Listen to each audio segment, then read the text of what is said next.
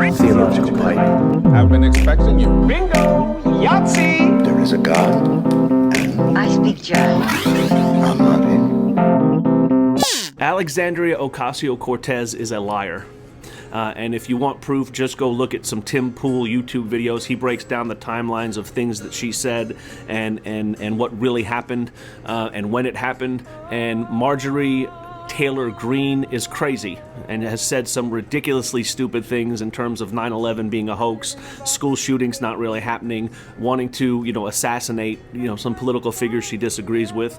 And I was going to do a podcast about both of those things and how, it's not getting any better on social media and we need to be careful. And depending on what side you're on, you really should be careful about trying to silence voices that you disagree with. The Ocasio Cortez campaign is encouraging supporters to report anyone that calls her out on her lies to Twitter and Facebook so they can be suspended. And it's a mess. And so what I did a few weeks ago, I started doing just album reviews. I looked at the Rolling Stone top 500 albums of all time and just thought I'd go through and kind of give my opinion on them and talk about them and talk about why they're good and why they're bad and stuff. And so I've done that, and we've done 2 albums so far. We started with the number 1 album according to Rolling Stone, and it was Marvin Gaye's What's Going On, an amazing album, an incredible album. I gave it a 9 out of 10, 10 being perfection. I don't know that any album is perfect, but Marvin Gaye's What's Going On is pretty close. The number 2 album, which I did a few days ago, was Pet Sounds by the Beach Boys. I think I gave it a 6.5. I'm not a huge Beach Boy fan. I appreciate the album. I appreciate what they did. You can go listen to it. But it fell short for me. I think it's overrated as an album. Again, that's my opinion. And now we're going to get into the number 3 album, which is Joni Mitchell's Blue. And I'll tell you about Joni Mitchell. I know who she is. And again, the reason I'm doing the album things again was I just wanted to get away from politics. I wanted to get away from, culture and the division that this country has. And if you've been listening to me for a while, you know that when I started off, it was more political. There was more politics and more kind of, trying to point out the lies and the hypocrisy of both sides. I think that's fairly evident by now, and I was getting tired of it. And so over the past few weeks, I've seen myself doing more like biblical lessons, kind of, maybe taking something that I talked about on a Sunday at my church, or just something that happened. Like yesterday, I talked about how we should dance more, despite our circumstances. David danced when he had circumstances where he probably shouldn't have been, but he knew that God was good, so he danced. And so I think I'm just gonna keep continuing down that line until I feel the need to talk about politics. If you want to listen to more political talk, listen to something I did 2, 3, 4 months ago, or find someone else. I just think music and looking on the bright side and being positive is something that's needed. And so when I do the podcast about culture and the things that are going on in the country, I think it's going to be more from a biblical, everything is going to be okay because God is still in control perspective. And then I'm going to take breaks and do music reviews because I said before, I think music is a gift from God. And I think it's healing and it's soothing and it's encouraging and it can take your focus off of things.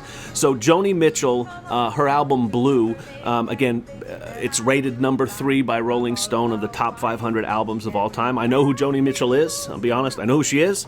That's about it. Her style is not really, I don't want to say it's not my cup of tea. It could be. The whole singer-songwriter thing I enjoy.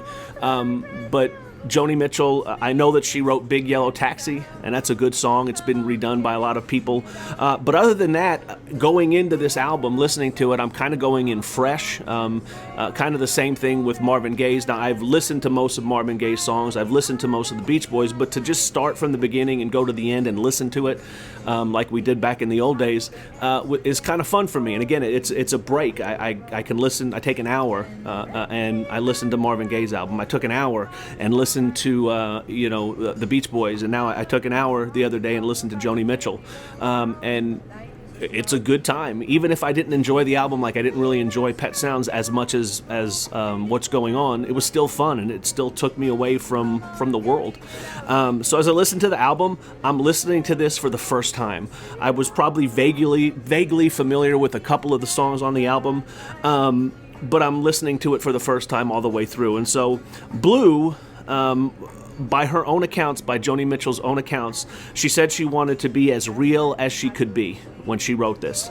Led Zeppelin at the time, right before she released this, Led Zeppelin had a song called Going to California. And they made a reference in the song to Joni Mitchell. And the quote or the line is, "A girl out there with love in her eyes and flowers in her hair." Robert Plant was singing about Joni Mitchell. And because of that, because she was now famous, memorialized in a song by Led Zeppelin, the fame that she acquired from that, and she knew a lot of people would be listening to her. She said, listen, people are going to start listening to my song, so they might as well know who I am. So again, I'm going to be as real as I can when I write this album. So that's what she said about the album. So the first song is called All I Want.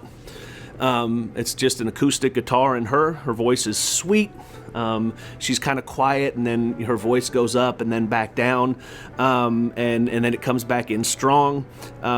If you listen to her in that song especially, but other songs, you can tell that her vocal stylings have influenced a lot of the singer-songwriters, female singer-songwriters today, with the lilting and the highs and then the going down and all that kind of stuff. And I'm not going to attempt it. You could probably hear it in the background as it's playing. The song's good. I like quiet acoustic guitars in her singing. The lyrics are honest, but there's nothing really profound in the lyrics or really thought provoking, and that's not bad or good. It's just the case. It's honest, raw, simple lyrics. It's a good song. I wouldn't consider it great, but it's a good song. It's a good starting song. Again, so the next song is called My Old Man. And it's a song about her, and I say boyfriend/husband, boyfriend. I don't think she was married at the time. It's sweet, and it's nice, and it's what he means to her, and it's just her and a piano. And again, I'm just missing the connection, the emotional connection, and not that I have to relate. Again, she's a woman writing about a man, but I can be thinking about a man and a woman, and it's a love song and what he means to her. But again, it didn't connect with me. And I was, as I listened to this, I kept trying to figure out why am I not connecting with this the way other people did. He does. She has this line. She says, "But when he's gone, me and them lonesome blues collide." And I get it, that's a cool line. So this is a line in the song. It says, "But when he's gone, me and them lonesome blues collide." And then she follows that line up with this: "The bed's too big," which I get what she's saying. When he's gone, the bed's too big. He's not sleeping next to me. And then she says, "The frying pan's too wide." And as I'm listening to it, I'm like, I don't want to say it's laughable. Again, I know what she's talking about, but I just don't like that line. I think that's a silly line for her to say. But when he's gone, me and them lonesome blues collide. The bed's too big, the frying pan's too wide. It just was a misconnection for me again. So the next song is another stark-sounding song. Her voice really stands out in this one. It's called Little Greene.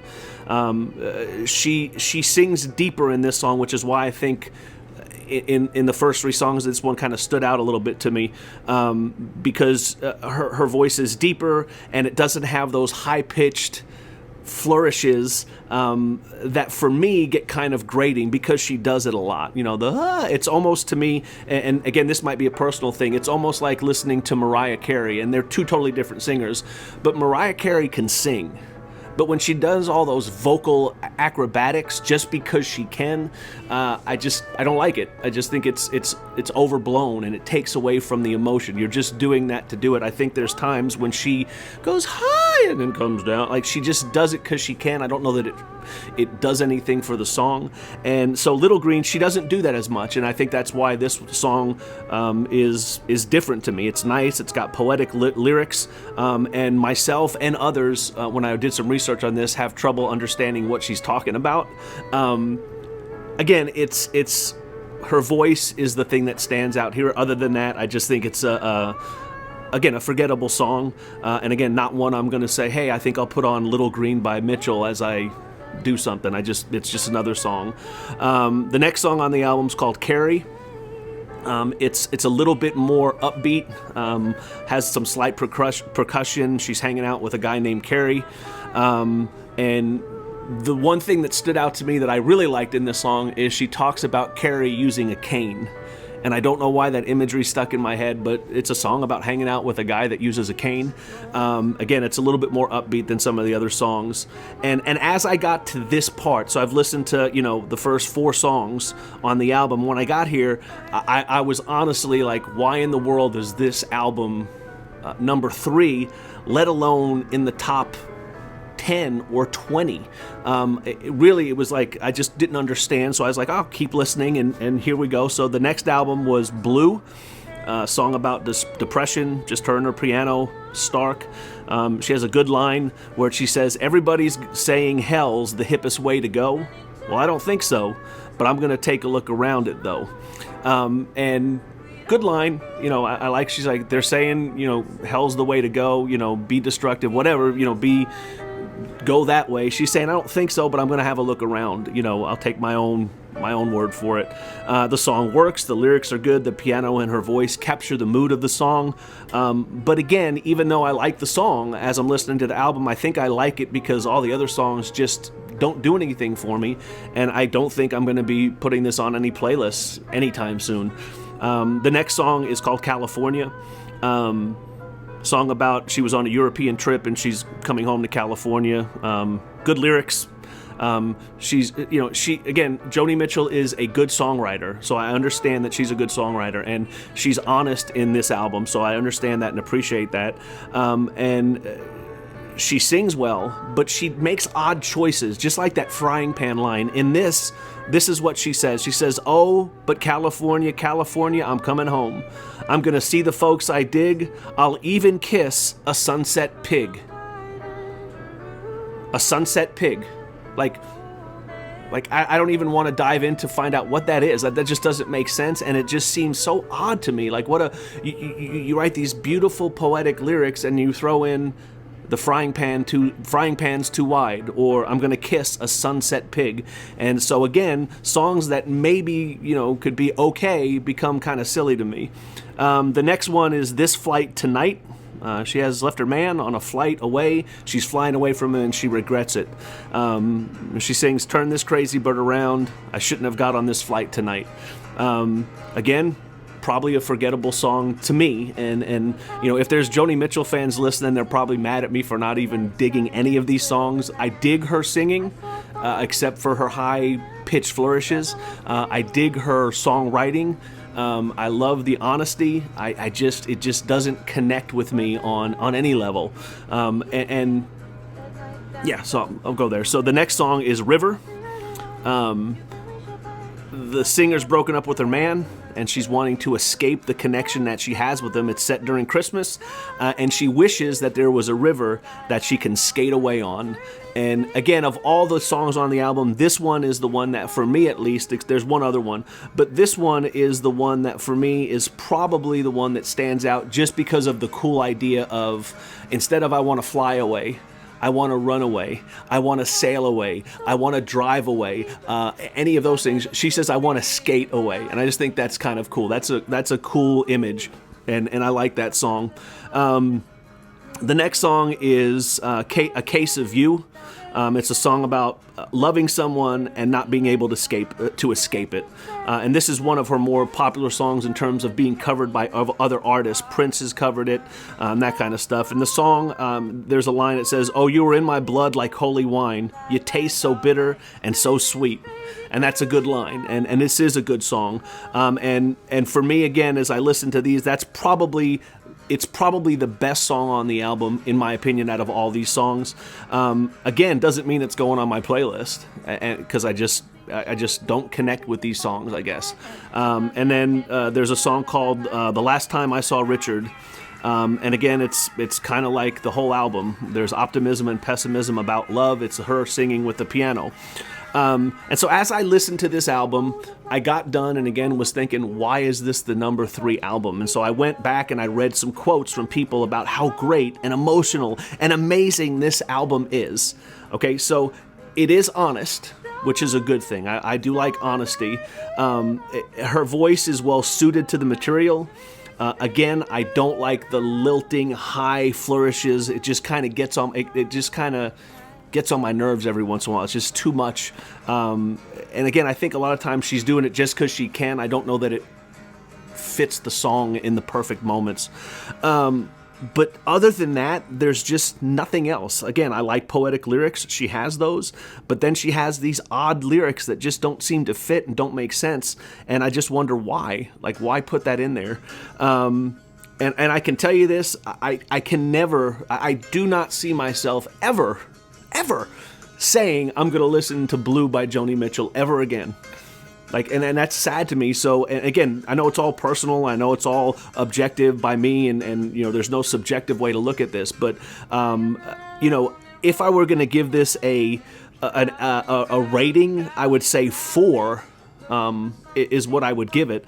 And on my scale, 4 is almost average. Like one good tune, maybe some other nice moments, and that really fits with this. There's one good tune on there. Which I liked, and then the rest of them are like, you know, like I said, I really like The Case of You. There's a couple other nice moments, and other than that, the album is about average. And I even think that I might be overrating it because so many other people say that this is just an amazing album. So for me, it's forgettable. Is it stark and honest? Yes. Yes, not yes. Yes. Is it stark and honest? Yes. Is it re-listenable? No. It's not to me. So, top 3 albums, I've had Marvin Gaye, What's Going On, deserves to be near the top or at the top, 9 out of 10. The Beach Boys, Pet Sounds, I gave a 6.5 out of 10. It's good. And then Joni Mitchell's Blue, I gave it a 4 out of 10, and I was severely disappointed. And thankfully, at this point, after I listened to this album, I was like, maybe I'm just going to stop doing this. Like, I've listened to 3 albums and only liked one of them, and these are the top 3. And as I look through Rolling Stone's list, they have some really horrible albums on there that shouldn't be anywhere close to the top 10 or 20 or 30 or 40. But thankfully, I scrolled a little bit on the website, and I was looking through, and thankfully, we have some decent albums coming up. You know, we have Stevie Wonder's Songs in the Key of Life is coming up next, which is I'll tell you right now, it's a great album. And then we have the Beatles, and then we have Prince, and then we have Nirvana, and we have Fleetwood Mac. We have other albums coming up that are, number one, going to be enjoyable to listen to because I know the material. And be a lot more fun to analyze. But Joni Mitchell, for me, again, 4 out of 10, not a fan. And if that offends anybody, oh well, it's music and you're allowed to be offended. It's okay to think differently. But I listened to the tracks and just, they missed. I didn't get the connection. And so, yeah, there you go. Joni Mitchell, Blue, made me blue. 4 out of 10. So I'll say put that in your theological pipe and smoke it. And again, take time away from politics. Take time away from social media. Take time away from the news. Take time away from the infighting and the lies and AOC and Marjorie Taylor, Greene Taylor, whatever her name is, and Biden and executive orders and what Trump's going to do. And it's just get away from it every once in a while. And music is a good way to do it. And here's the thing, even though I didn't like this album, I would rather spend an hour listening to this album again than have to listen to people talk about, politics and listen to them talk about how great Biden is or how bad Biden is or how great Trump is or how bad Trump is. It's nice to get away every once in a while. So put that in your theological pipe and smoke it, and we'll see you next time. Have a good one. Well, bye.